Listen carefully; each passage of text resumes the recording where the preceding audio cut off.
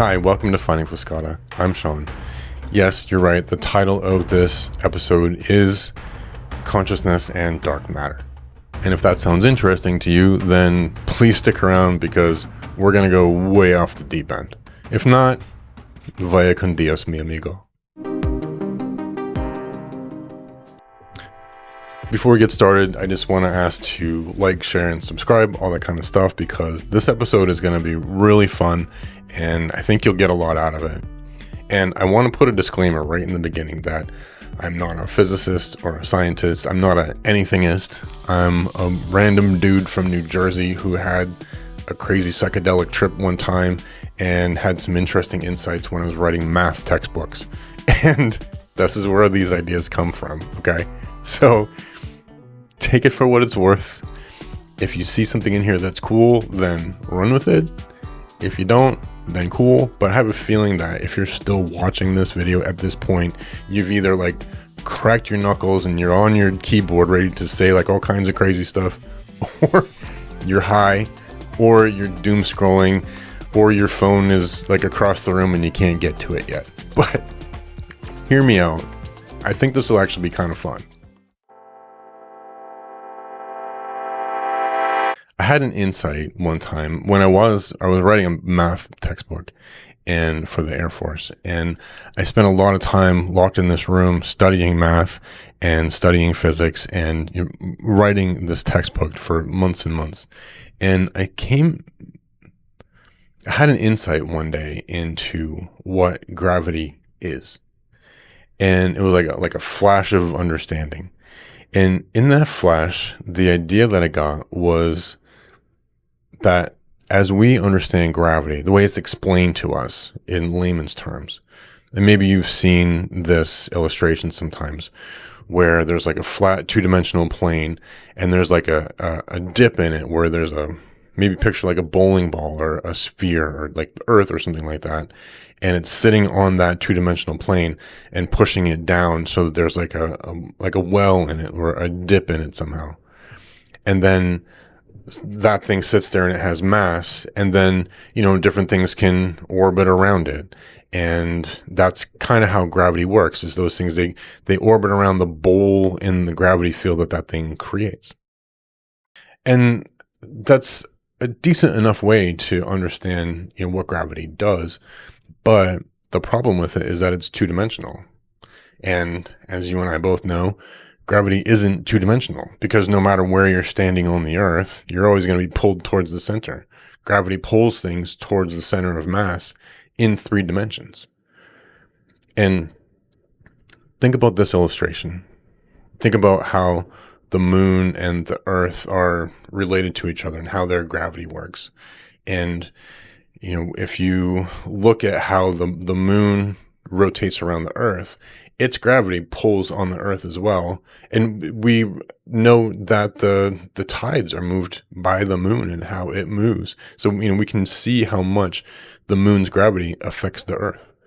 In fact, we even use the same principle in looking for exoplanets in other solar systems in faraway places. We can, if we see a star that has a little wobble in it, then we can know that, there's probably a planet going around it somewhere. Like we know that Jupiter moves the sun a little bit. And to visualize this, what I've done in the past is I'll take like a golf ball and a grapefruit, and I'll put them inside a pair of pantyhose, right, and tie them up.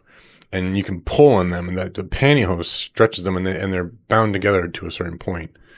But if you take that thing, you grab it by either ball, and you throw it up in the air, it's going to spin around. And the way that those interact with each other are the same way that the Earth and the Moon, or the Sun and Jupiter, how they spin around each other in that same way. And that kind of demonstrates to you how gravity works in 3 dimensions. Well, my insight that I got was that the idea that I came up with was something that is known as quantum foam. I didn't know it was called quantum foam at the time, but in my model, it was these impossibly small nodes almost that were 1 Planck length apart. So one Planck length is the how far light moves in 1 second. We call that a Planck length. And it's the smallest distance that is measurable or even kind of conceivable to us, or that we use for measuring, but one Planck length. And my idea was that as photons, and we know that photons aren't actually particles, they're more like energy potentials. As they travel through space-time is constructed of this grid of Planck length segments that are tied together. And as a photon travels through that, it kind of excites those and it moves them out of the way.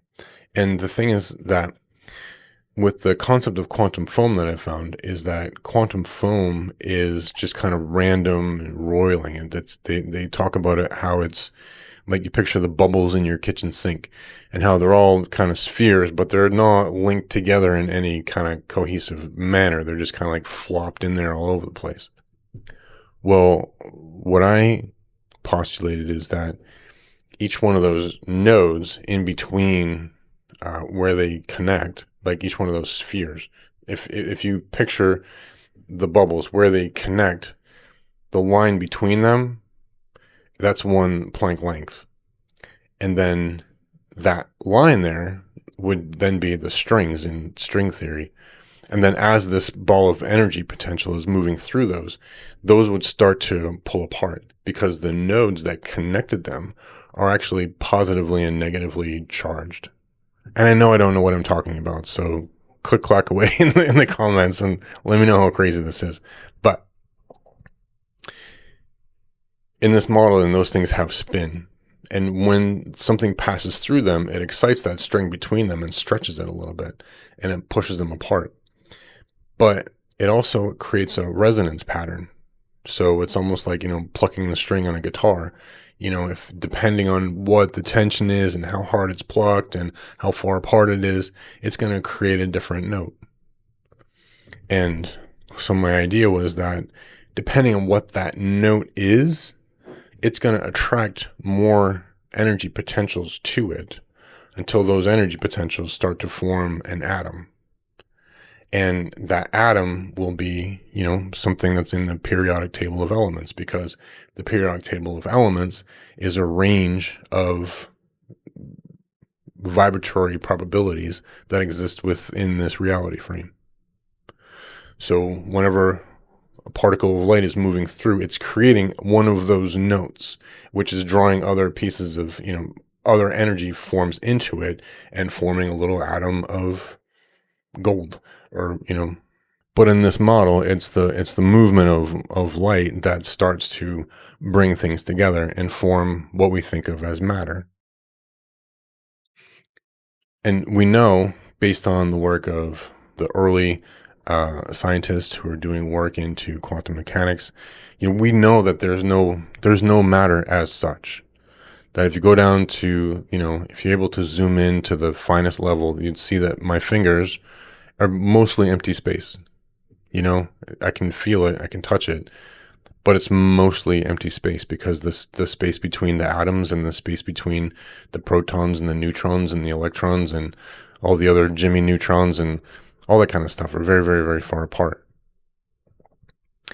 And so if that's true, that most of this is empty space, and if it's true that according to the work that Donald Hoffman has done, and there's some new science that's coming out about consciousness and perception and how we perceive reality, that we 100% with absolute certainty do not perceive the reality the way that it actually is. And if that's true, and if it's also true, according to the work that they've done at the Monroe Institute, Tom Campbell has done extensive work on studying the nature of consciousness and what's outside of this conscious realm and how you can access it and what it is and different levels of consciousness and where all these things fit together.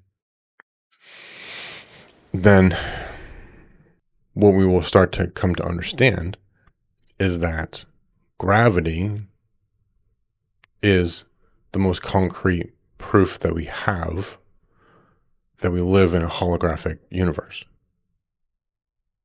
Because gravity is caused by individual particles of light, photons of light, moving through space-time, exciting the spaces between those little quarks and what do they call them? Gravitrons, stuff like that, exciting the space between those and attracting other similar energy patterns and vibration patterns into those, and maybe even generating them from the quantum. Maybe that's a real thing that's happening too. This like little quantum potentialities are always bubbling up from the nothing, into the something. And so maybe it's even like when that string hits a certain resonance pattern, it's drawing those things out from the unreal to the real. That's a possibility too.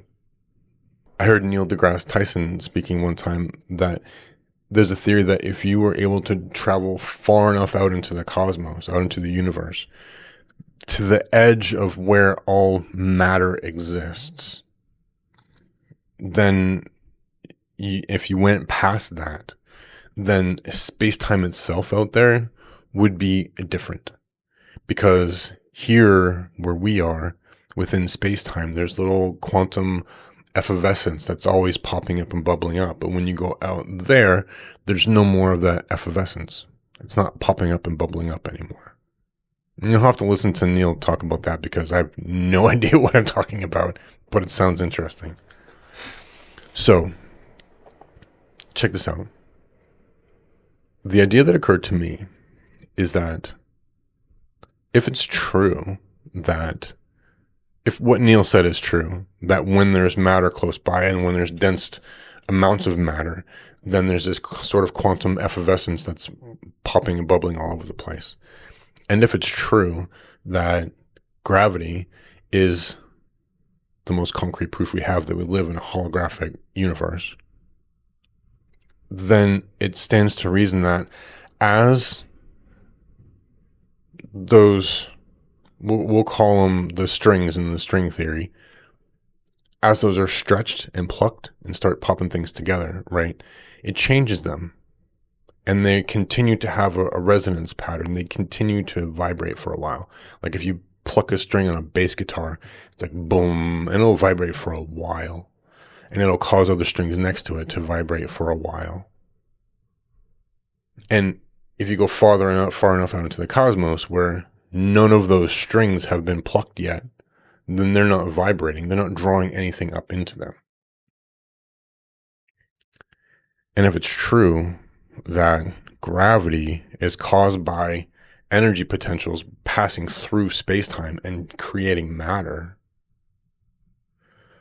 then what happens if Earth, for example, was spinning away around the sun, doing its thing, moving through the Milky Way galaxy, but every time it spins, every time it moves, every micrometer, every Planck length that it moves through space-time,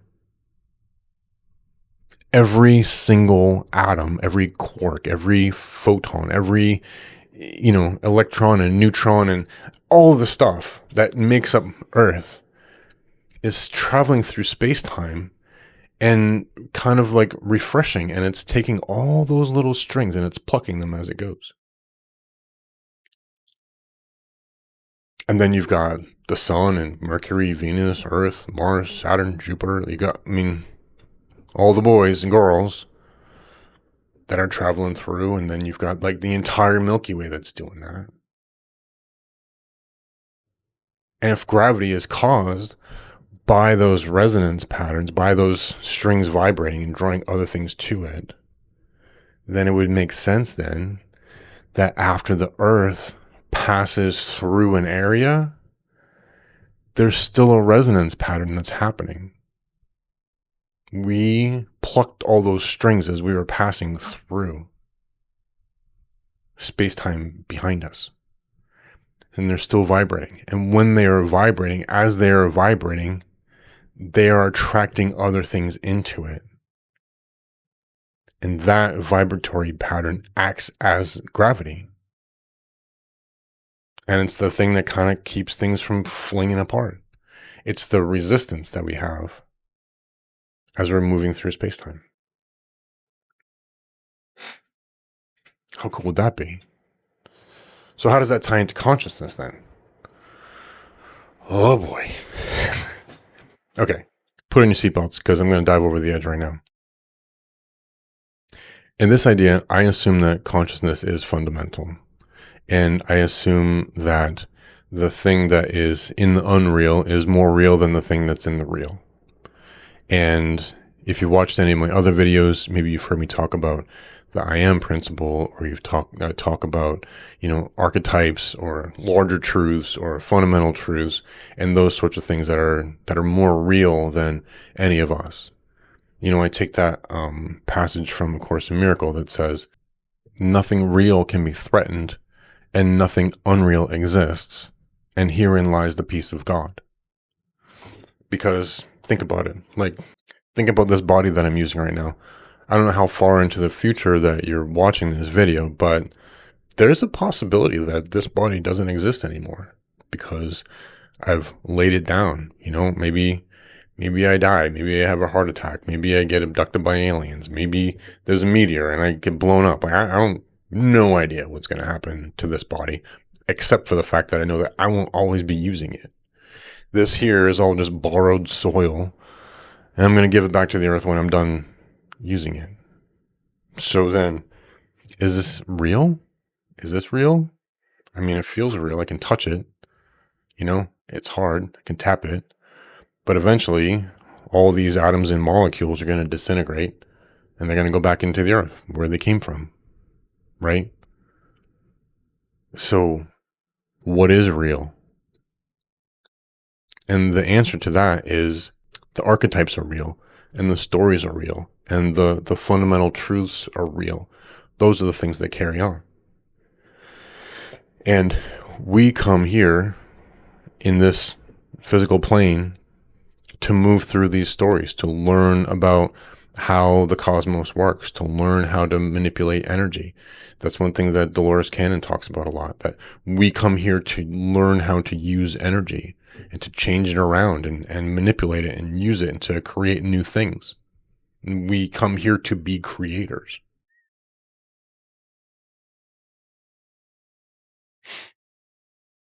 And so consciousness then is something that is outside of the thing that we think of as real, looking into it.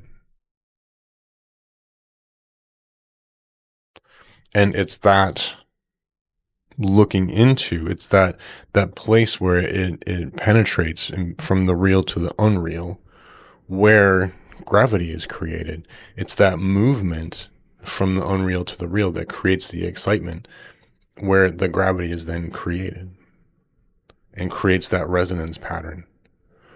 So in that sense, consciousness itself not only creates matter, but it also creates the thing that we call dark matter, because it's a history of the time when matter passed through it. Now, if that wasn't a far enough leap off the edge for you, check this one out. If this is true, if all these hypotheses I've put in place in a haphazard way are true, then it would also stand to reason that the thing we think of as the Akashic Records, or the Lamb's Book of Life, or the record that people face of their lives when they have near-death experiences and they have to give accountability of the things that they did. All of that stuff is recorded in the dark matter.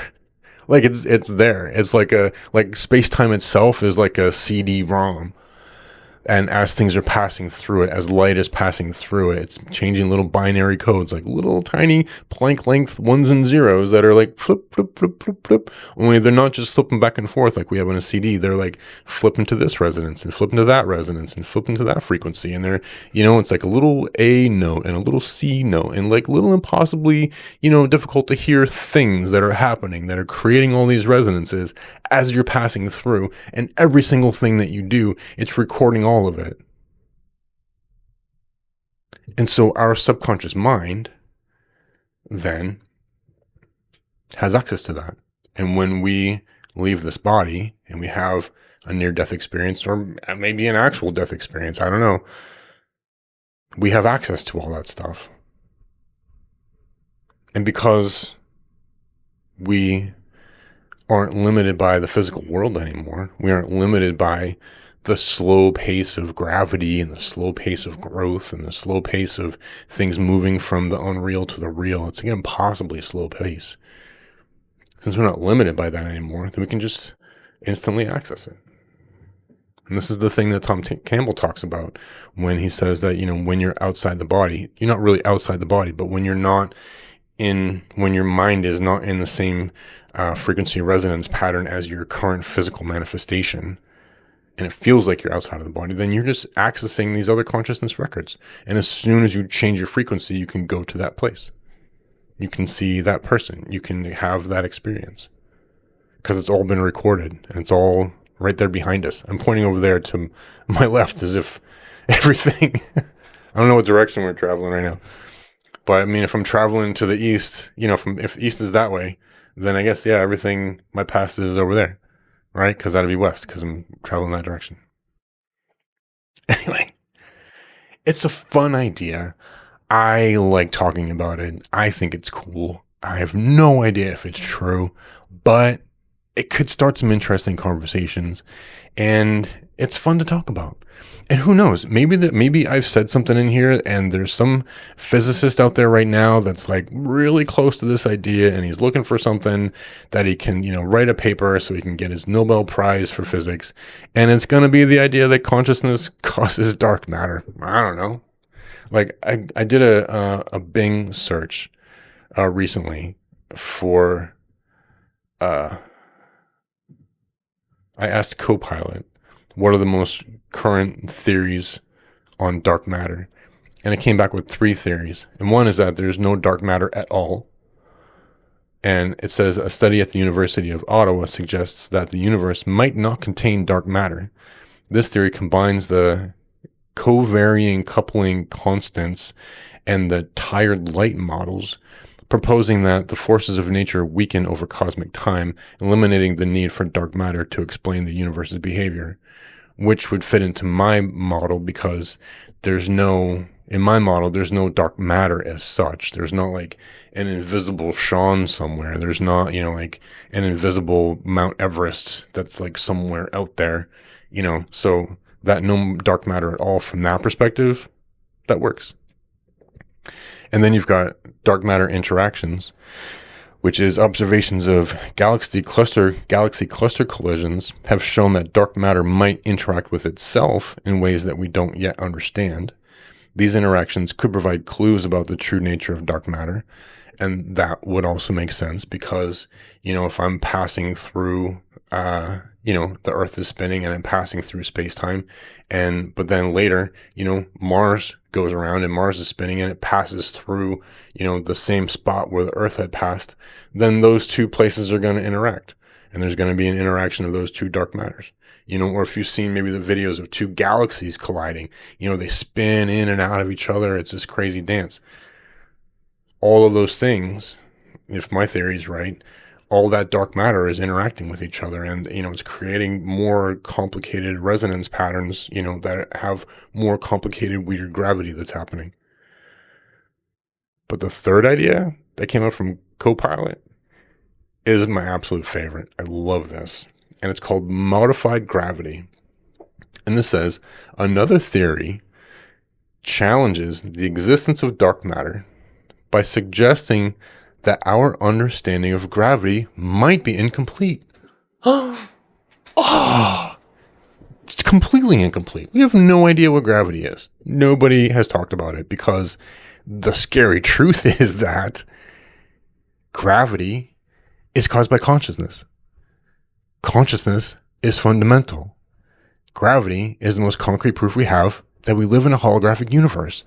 And that is scary as fuck. Blah.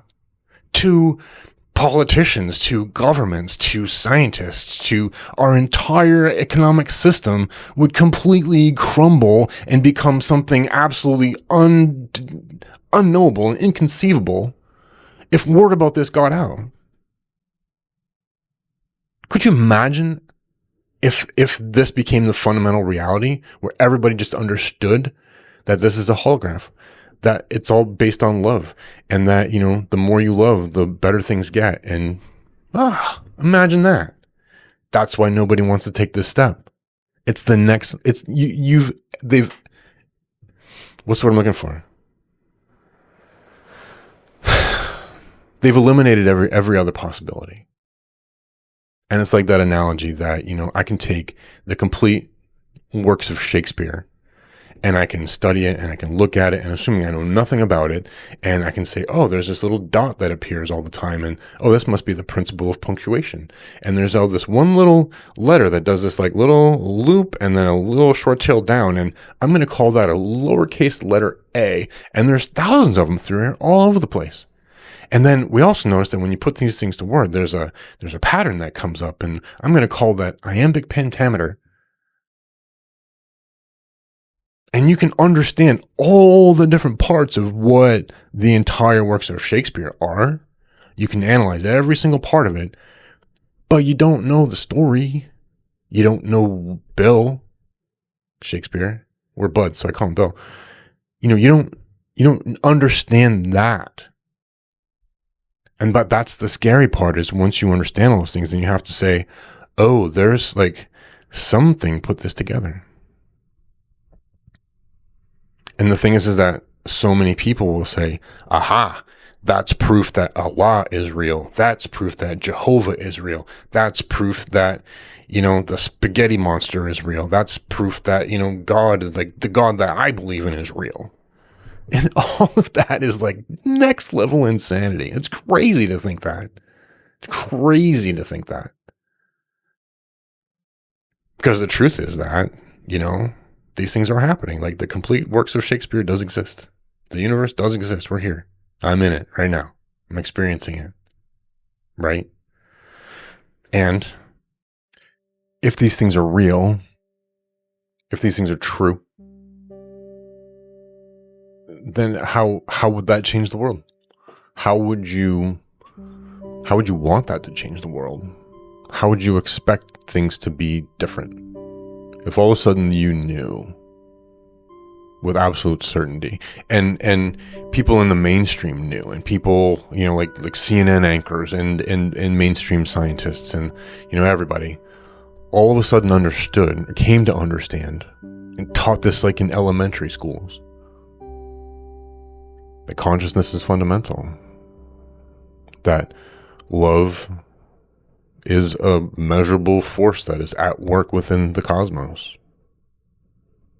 You know, that the principles in the Kabbalion are true, and they're not like immutable laws, but they're just how things work and flow, and we can use those to have better understandings of the world that we live in.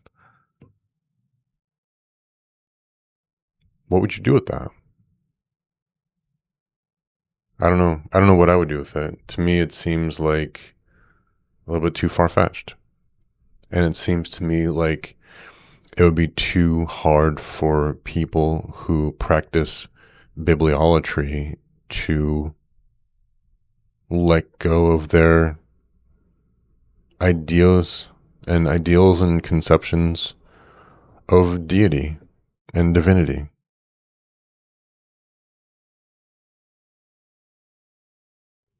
And the sad thing is that the very books that they read point to this.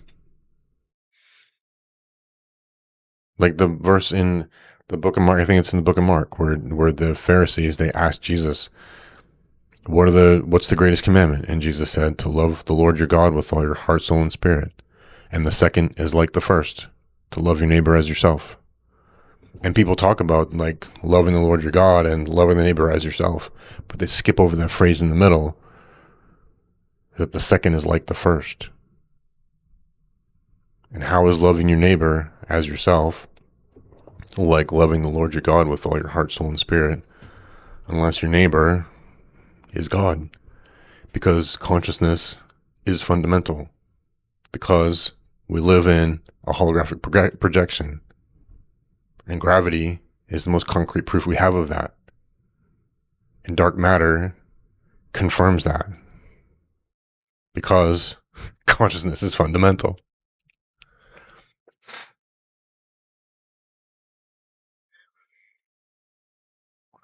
I hope that I get some great comments about this. I really want to have a good conversation with this.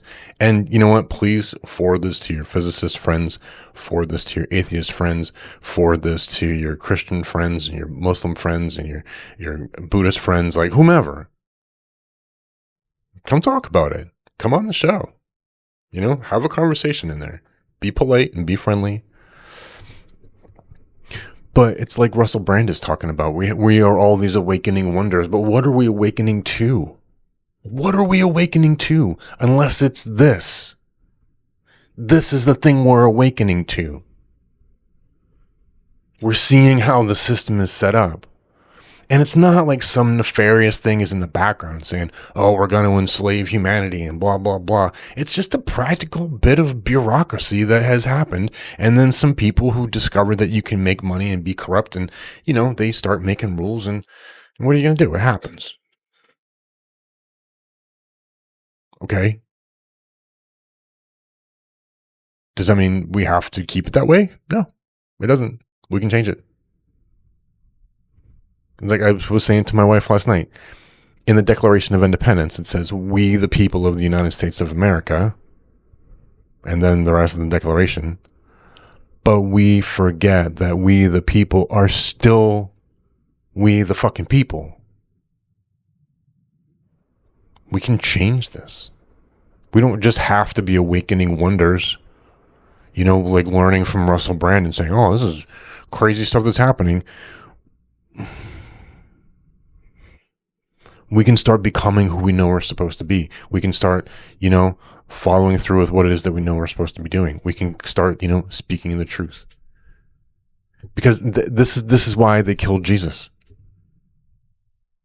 Because Jesus was saying, yeah, I'm God, and so are you. I remember back in the 80s or 90s, there was a cooking show, and there was this guy named Yan. He was a Vietnamese guy, I think. He was really cool. And the show was called Yan Can Cook. And so can you. Anyway, if you can find it, it's cute. But that's what Jesus was saying. I am God, and so are you. We're all God. He's God. She's God. We're all God. You can't not be God. And if that becomes the fundamental understanding of reality, then why? Like Elon Musk said, you know, war is, you know, young people, young men who don't know each other, killing each other on behalf of old men who do know each other. That's insane.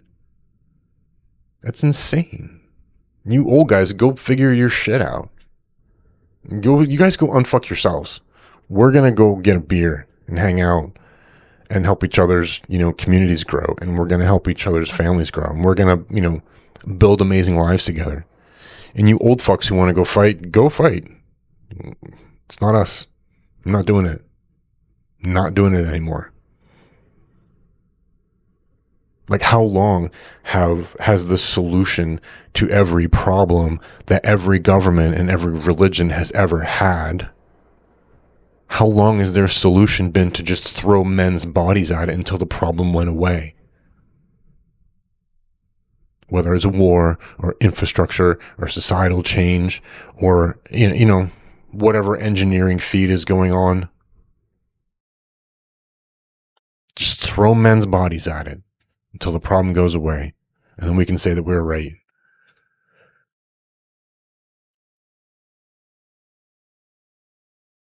But what would happen if people started to realize that, like, the God of the Russians is the same God as the Americans, and the same God as the Ukrainians, and the same God as the Iranians, and the same God as the Chinese, and the same God as the Japanese. It's the same God because there's only the one God, and we're all it. We're all part of it, and it is all part of us. Because consciousness is fundamental, and gravity is the most concrete proof we have that this is a holographic projection. I mean, come on. If you want to change the world, I say, dig into this idea. Unpack it, challenge it, find it. Like, this is an idea that's could be amazing. I could be completely batshit crazy. I could be totally wrong. I have no idea. But this idea will not go away. It won't leave me alone. And in the other video that I made that says, the thing that you want wants you. The thing that's calling out to you, the thing that's enticing you wants you. So maybe this is just an idea whose time has come. Maybe there's a physicist out there who's like waiting for this idea. So take it, do something with it. Make this mainstream. Because that will start to change the world.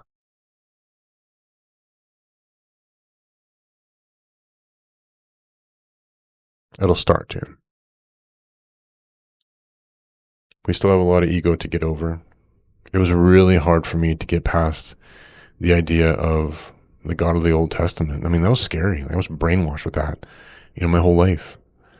That God wants to destroy you. And I came up with all these mental gymnastics to show how the God of the Old Testament was the same God as the New Testament. Even though it's completely not.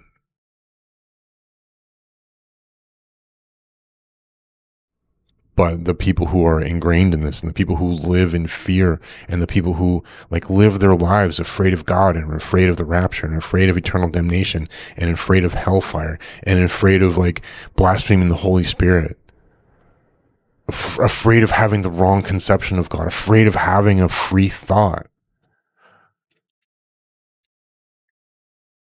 Those people, when these ideas start coming out, it's going to be scary. It's going to be a big, scary change for them. And listen, I want to leave you with this last thought, because this is really important. This is very, very important to understand, especially as this idea, and as people are going to be like, oh, some random dude from New Jersey said this. This is amazing, right? I don't have any delusions about that. So anyway, I want to leave you with this. In another video, I talked about how religion is sort of like a family, and how when in a family, when you have a baby, you have a brand new infant, and you bring it home from the hospital, and the baby has to be wrapped up and held just right, and you have to cradle its little head, and you have to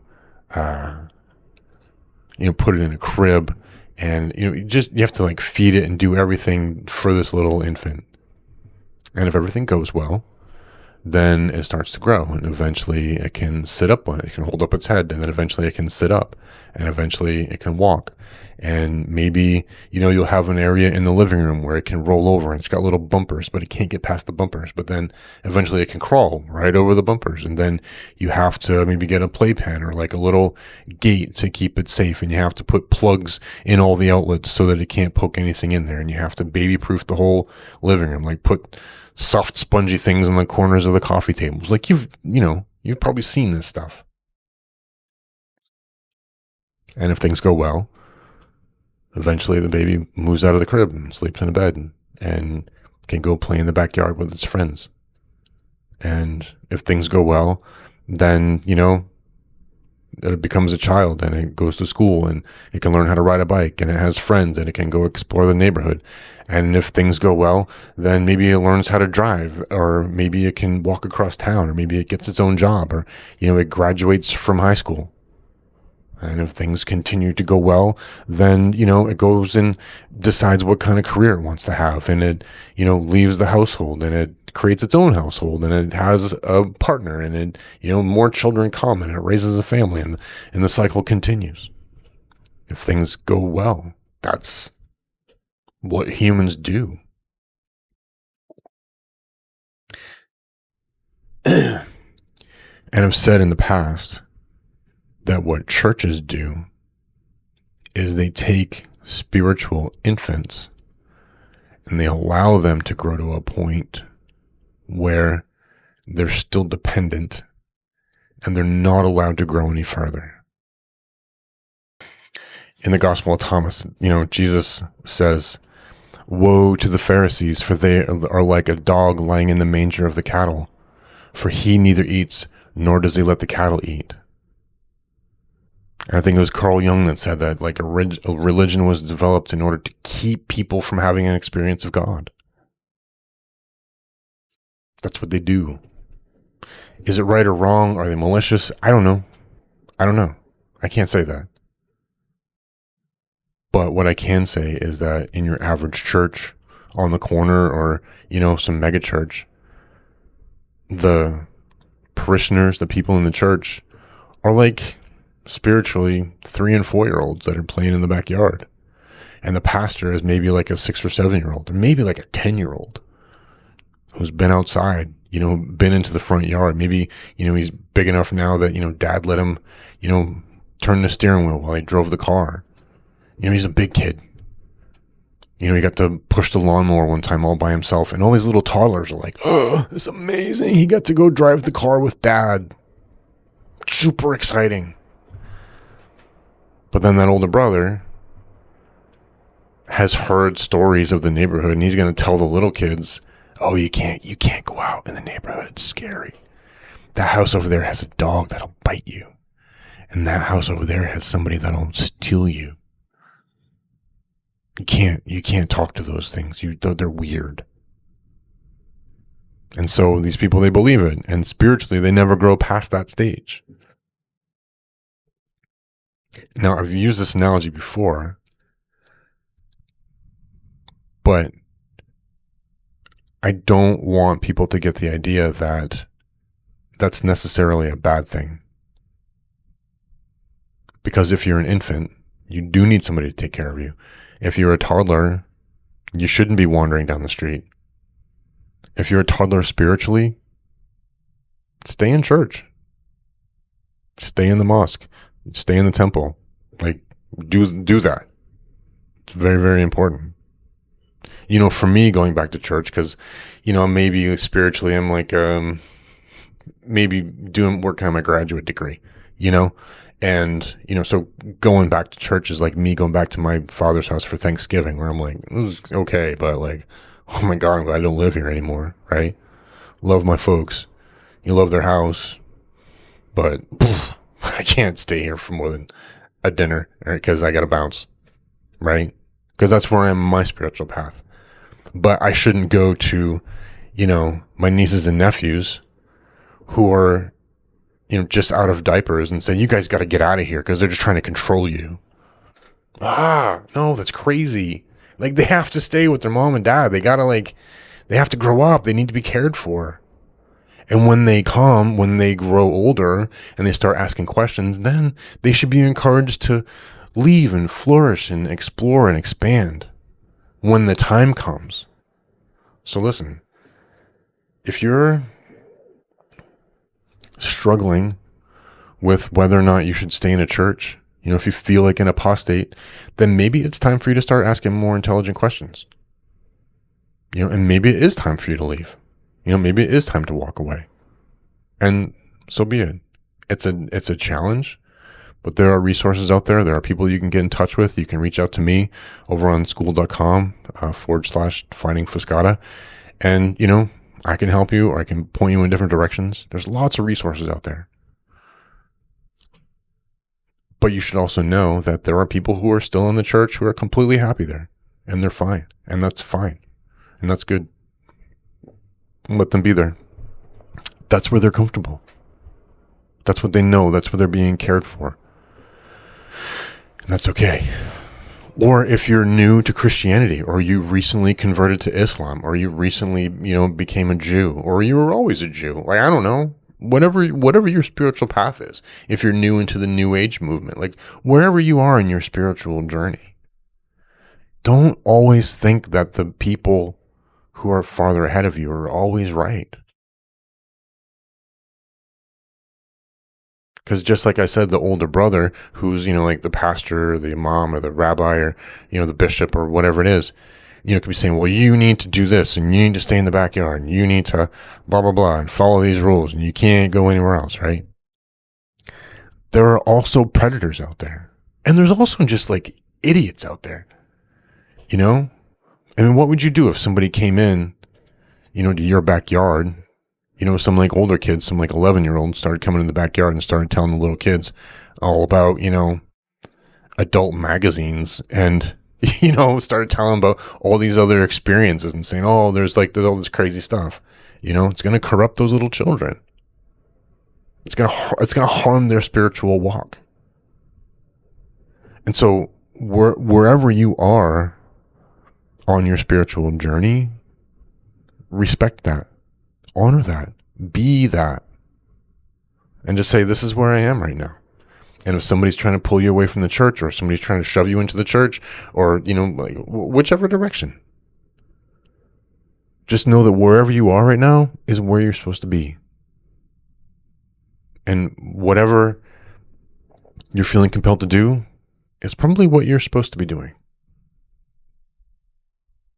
And it's okay. And you're fine. And you're safe. And there are people there that you can trust. And trust the people that you can trust. There's this great quote from A Course in Miracles. I think I've already said it before, even in this podcast, that nothing real can be threatened and nothing unreal exists. And herein lies the peace of God.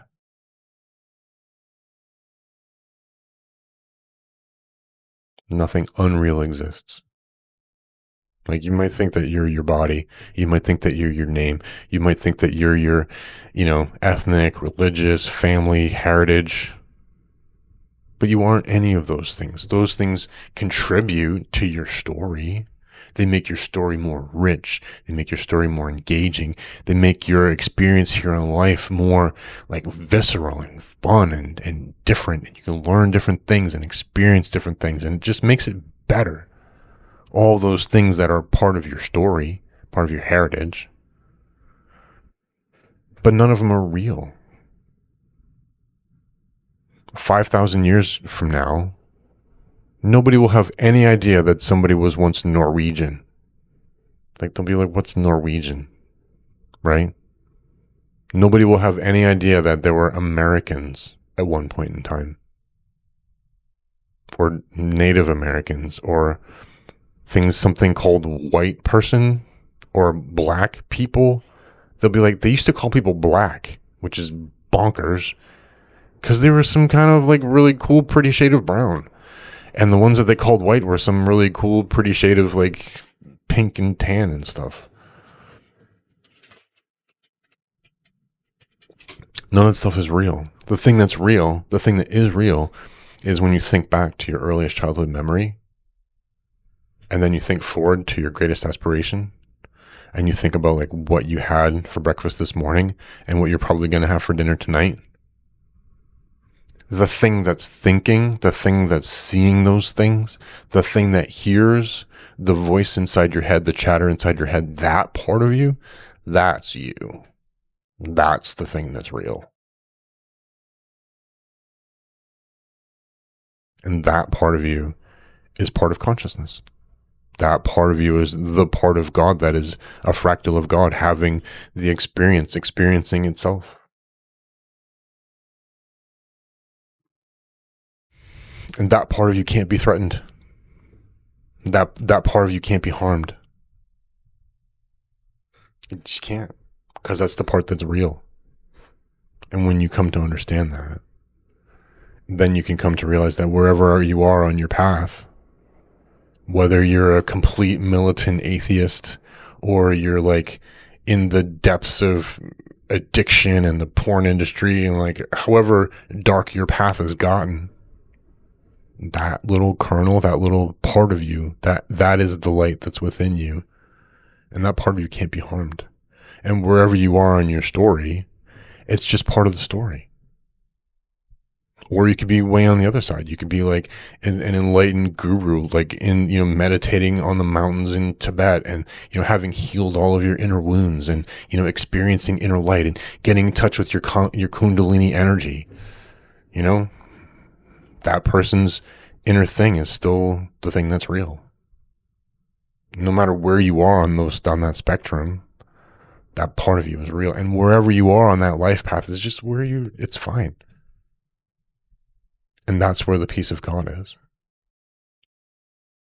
And when you know that, when you get that kernel of I amness, of me-ness, of beingness, that's when you can stop and realize that in this moment, my heart's beating, I'm breathing, I'm alive. And I can be okay. I can change my perspective on whatever's going on. I can change the trajectory of my life. I've said this in so many other videos that once you, if you apply the principle of care, the eighth hermetic principle of care, the generative principle, and you start to identify with and practice the I amness, where, if you're, I'm an alcoholic. I was in the pits of despair and the pits of depression, and just alcohol was ruining and running my life. And then one day I said, no, I'm not a drinker. I'm not a drinker. I'm a person who's sober. I'm a person who pursues light. I'm a person who helps other people understand these things. I am that. And once I started to embody that, and once I embraced it, once I felt the feeling of what it's like to be, my desire to drink alcohol went away. My desire to smoke went away. And you can do that too. But that's the thing, is if we come to understand that consciousness is fundamental, and we understand it's so fundamental that consciousness is the thing that causes dark matter, it's that fundamental, and we embrace that, look how fast the world could change. Embrace it at this level. This is what the Holy Communion is about. And this is why the Catholics teach that when you take Holy Communion, when the priest blesses the wafer and the wine, that it actually turns into the body and blood of Jesus Christ. The Protestants take it figuratively. They know it's just a wafer and, usually grape juice because they don't drink alcohol. But whether or not the transfiguration, whatever the thing's called,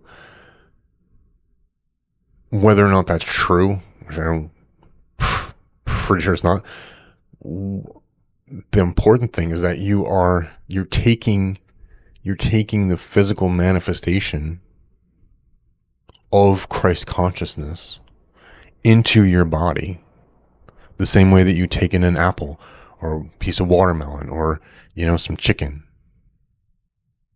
and then you become that thing. So here's another quote from the Gospel of Thomas, where Jesus said, "Blessed is the lion which the man eats, and the lion will become man. And cursed is the man whom the lion eats, and the lion will become man." And what he's saying there is that, there's that interplay that you become what you eat. If you eat a piece of a lion, then that lion becomes you. And if a lion consumes you, then that lion still becomes the person, because we become the thing that we eat, and the thing that we eat becomes us. There's that interplay. So when you imbibe, when you take in the body and blood of Jesus Christ, you become You become that. You become the manifestation of Christ consciousness here on earth. Because you already are that. You're saying, I am this. I so identify with this that I'm putting it into my body and I'm literally becoming this other thing. And when you start to understand this and conceptualize this, all of a sudden, death loses its sting. Fear means nothing. Do I still get afraid? Yeah. You know, I got a bill from the IRS that I wasn't expecting, and I'm like, ugh, I don't know how I'm going to do it. But I'm practicing radical submission, you know. I had money saved up because our family's taking a trip to Disneyland in the fall, and I've been saving up for a long time. And I got an unexpected utility bill, and I got some other unexpected bills, and some other expenses came up, and I've had to dip into my Disney savings money. I'm scared. I don't know how I'm going to do it. But this is the part where my faith gets tested. Where I step forward in faith and I say, well, I already bought the tickets, paid for the plane ride, hotels, like everything's already paid for. Maybe won't have as much spending money as I thought, but I'm just going to trust. I'm going to move forward. I'm going to trust. Because, that's another part of why we're here too, is to understand what fear feels like. Like, what is uncertainty like? I think it's the Jews that say that, if you are an entity that is omniscient and omnipotent and omnipresent, what could you possibly need except limitations? And so you would manifest here so you can experience limitations, so you can experience fear, so you can experience uncertainty, like, I don't know what's going to happen, And right now I've been so vocal about being, 100% relying on my faith and 100% relying on, radical submission, right? As soon as I start spouting off about that stuff, what happens? I get some unexpected bills, and I'm not sure how I'm going to, no idea how I'm going to pay them. No idea. And the old Sean would have, gotten a second job or done something like that. Sold some stuff. I can't tell you how many bass guitars I've sold because I had a bill to pay. I can't tell you how many things I've, brought to pawn shops and sold on Craigslist and, on eBay just to like offload some stuff to get a little bit of extra money to pay a bill. I've had part-time jobs, side hustles, all this kind of stuff just to kind of make ends meet. But you know what I never did? I never did the thing that I knew I was supposed to do. I never stepped out in faith, and I always acted in fear. But now that I see this, now that I'm embodying this and I'm becoming this, the fear is still there. But now I'm trusting. I'm moving forward in faith. And imagine what would happen. Just imagine how much the world would change if people were able to like look up from their Bible, look up from their Quran, look up from the Torah, look up from the Bhagavad Gita, look up from, whatever secularist book they're reading, look up from Jordan Peterson's 12 Rules for Life or We Who Wrestle with God. Like, look up from the book for a minute and see the rest of humanity and realize that consciousness is fundamental and realize that we're on this journey together and realize that we have to do is love. How would the world change? If people realize that, like, this is all just a temporary experience and it's fine. And you don't have to have fear, and you can just move forward. And you can give. And you can receive. And you can not have enough, or you can have plenty, and it's okay. How quickly would the world change? How quickly would governments lose power? How quickly would we truly become the enlightened wonders that Russell Brand is always talking about? I think it would happen overnight. I think it would be, a month.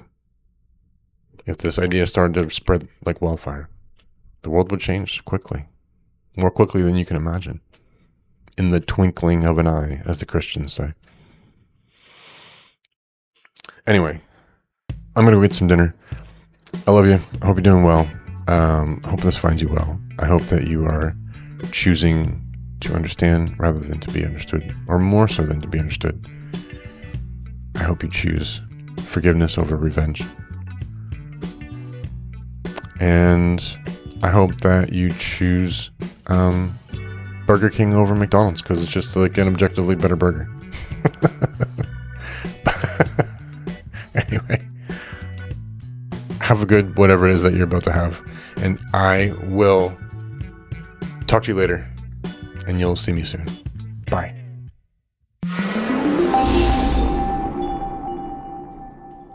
Yeah, I know my dad's annoying. Playing me out today is Splinter's Lair by Ezra Lipp.